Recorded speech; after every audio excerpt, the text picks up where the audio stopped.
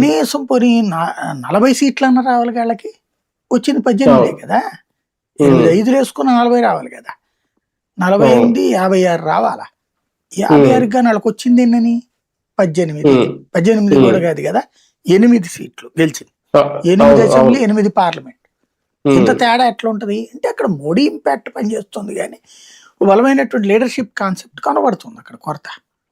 ఒకటి very simple ఏంటంటే తెలంగాణలో ముందు అసలు వాళ్ళు గెలిచే పరిస్థితి తెచ్చుకోవాలి.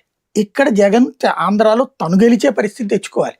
అవి ఇప్పుడే జరిగేది కాదు. గోని ప్రకాష్ రావు ఏంటంటే కొంచెం ప్రచారపు అందరూ మాట్లాడిన దాన్ని ఏదైనా మాట్లాడితే కొద్దిగా అతని యూట్యూబ్ ఛానల్స్ వాళ్ళందరూ కూడా హైలైట్ చేస్తారు. ప్లస్ వీటిలో కూడా సోషల్ మీడియాలో కూడా బాగా సలహా ఎత్తుంటారేమో ఆయన. అంతే కాదు, ఆయన ఏంటంటే యాంటీ కేసీఆర్, యాంటీ జగన్. ఆయన కొంత ప్రో తెలుగుదేశం కాంగ్రెస్ నుంచి వచ్చినోడు, రేవంత్ రెడ్డి అభిమానం ఉన్నాడు. పాత సొంత కాంగ్రెస్ వాళ్ళు అంటే నచ్చడు కానీ ఆయనకి రేవంత్ నచ్చుతుంది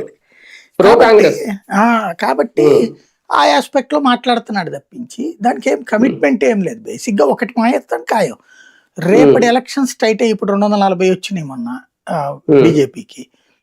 నెక్స్ట్ ట్రిప్ కూడా అదే పరిస్థితి ఉండి టీఆర్ఎస్ వైసీపీకి దగ్గరలో ఉన్నాయి అనుకోండి, ఓ 20-30 ఇద్దరికి కలిపి, ఈ 30 వాళ్ళకి అవసరం అనుకోండి. అంటే లైక్ ఇప్పుడు జేడీయూ తెలుగుదేశం ప్లేస్ లో రేపు పొద్దున వీళ్ళిద్దరు ఉన్నారు అనుకోండి,